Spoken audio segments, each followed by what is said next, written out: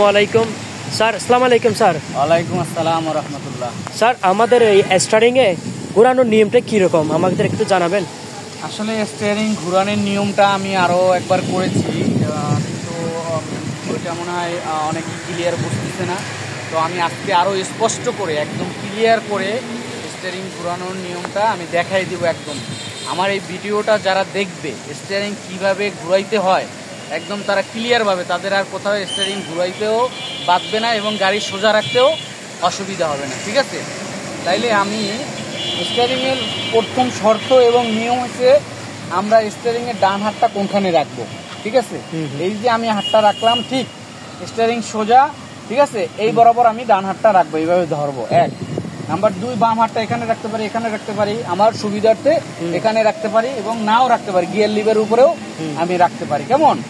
তাহলে এখন প্রথম নিয়ম হচ্ছে আমার হাতটা এইখানেই থাকবে, স্টিয়ারিং এর হাতটা একদম সেম এই জায়গায় থাকবে। এখান থেকে আমার হাতটা জানি ডিসপ্লেস না হয় এবং না লড়ে। ঠিক আছে, তাইলে আমি এই যদি আঙ্গুলগুলো এরকম সোজা করে দেই, ঠিক আছে, তাইলে আমি এই যে বামে কাটতেছি, দেখেন বামে এই যে ঘুরাইতে আছে, ঠিক আছে, এই যে এক রাউন্ড ঘুরাইলাম বামে। কেমন? তাহলে এক রাউন্ড বামে ঘুরাইছি কিন্তু আমার হাত ডিসপ্লেস হয় নাই, মানে এই প্লেস থেকে হাত লড়ে নাই। কেমন? তারপর আবার ডানে ঘুরাইলাম, এই যে এক রাউন্ড ঘুরাইলাম, আমার হাত কিন্তু ডিসপ্লেস হয় নাই এবং লড়ে নাই। তাহলে এইটা এক নাম্বার নিয়ম হয়েছে, একদম সবচেয়ে বেস্ট নিয়ম হয়েছে এক হাত দিয়ে আঙ্গুল সব চেপে ধরে, মানে হাত চেপে ধরে আঙ্গুল সব সোজা করে এই ডানে এভাবে ঘুরানো অথবা বামে এভাবে ঘুরানো। তাইলে আমার স্টিয়ারিং ও সোজা আর স্টিয়ারিং অ্যাকুরেট ভাবে ঘুরানো হবে, রাউন্ড করা হবে বা কাটা হবে, তাইলে গাড়ি ডানে বামে যাবে না। 2, এখন এই যে স্টিয়ারিং এর হাতটা আমরা এখানে রাখি, হ্যাঁ, এইটা আমরা অনেকেই কি করি না, বুঝি না।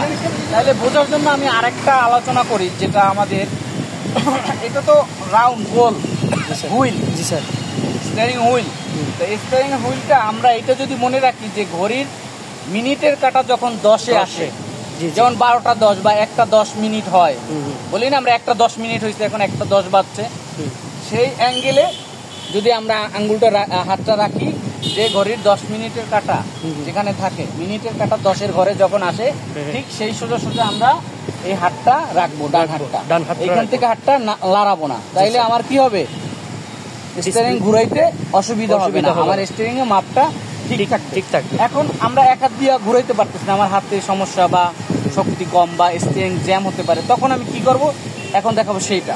ঠিক আছে, এখন হাত কিন্তু এখানেই থাকবে, তখন আমার হাত এই জায়গায় থাকবে, হাত লড়বে না। কেমন? হাত থাকবে। তাইলে আমি কি করবো, বাম হাতের সাপোর্ট নিব। যখন এক হাত দিয়ে আমার অসুবিধা হবে তখন আমি কি করব, বাম হাতের সাপোর্ট নিব। এই দেখেন আমার হাত এক জায়গায় থাকবে, কিন্তু বাম হাত দিয়েও আমি স্টিয়ারিং ঘুরাবো, মানে ডান হাত প্লাস বাম হাত, কোনো হাত দিয়ে স্টিয়ারিং ঘুরাবো। কিভাবে ঘুরাবো সেটা দেখেন, এই যে ঘুরাচ্ছি, আমার হাত কিন্তু একই জায়গায় আছে, কিন্তু এই হাত দিয়ে আমি সাপোর্ট নিলাম। কেমন? আমার এই এক হাত দিয়ে ঘুরাইতে পারতেছি না, আমি বাম হাত দিয়ে সাপোর্টটা কিভাবে নিচ্ছি দেখছেন স্পষ্ট।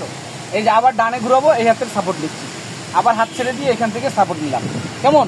এই যে আবার ফুল ঘুরাইলাম, ঠিক আছে, বাম হাতের সাপোর্ট নিলাম, আবার ঘুরাচ্ছি, আবার বাম হাতের সাপোর্ট নিলাম, স্টিয়ারিং আমার সোজা, কিন্তু আমার হাত কিন্তু এখানে নেই। মূল শর্ত হচ্ছে হাত এখানে 10 মিনিটের কাটা যেখানে থাকে এখানে রাখতেই হবে। হ্যাঁ, এইটা যদি কেউ না লড়ায় তাইলে তার গাড়ি ঘুরাইতে কোনো অসুবিধা হবে না, স্টিয়ারিং ঘুরানোর মাপ বুঝতেও কোনো সমস্যা হবে না। আরেকটা নিয়ম আছে, সেটা হলো এই যে আমি ঘুরাইলাম, ঠিক আছে, এইভাবে আমি হাতটা এইভাবে ধরলাম, এইভাবে ধরে আবার এইভাবে ঘুরাইলাম, আবার এইভাবে ধরলাম, হাত উল্টে আবার এইভাবে ধরলাম, আবার হাত এইভাবে ধরলাম, এইভাবে ধরলাম, এইভাবেও ঘুরাইলাম। ঠিক আছে, 2 হাত দিয়ে ঘুরাইলাম। এটা যখন আপনি পূরণ হয়ে যাবেন তখন স্টিয়ারিং ঘুরানোটা এই যে আমার জন্য সহজ। ঠিক আছে, 2 হাত দিয়া এই যে, ঠিক আছে, হাত উল্টেয়া ধরা।